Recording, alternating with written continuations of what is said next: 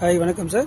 இப்போ நம்ம பார்க்குறது பார்த்தீங்கன்னா பெங்களூரா மாங்காய் செடியில் நம்ம பூ. பெங்களூரா மாங்காய் செடினா சின்ன கவரில் கிடையாது, எல்லாமே 30x30 கவர் சைஸில் எல்லாமே பெரிய பெரிய மரமாக இருக்கும். பாருங்கள், கையே நம்மளால பிடிக்க முடியாது, அவ்வளோ சைஸில் இருக்கும், பெரிய மரம்.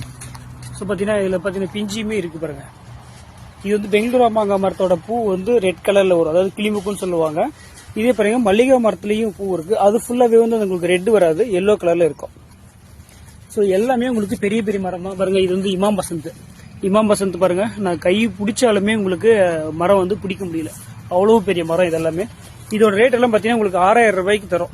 யாருமே தமிழ்நாட்டில் அந்த ரேட் கொடுக்க மாட்டாங்க.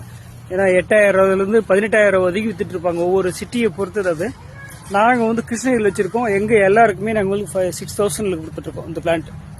பாருங்க, இது எல்லாமே பாருங்க, இது மல்லிகா, இதுவும் மல்லிகா பிளான்ட் தான். எல்லாமே உங்களுக்கு பெரிய பெரிய பிளான்ட்டாகவே இருக்கும்.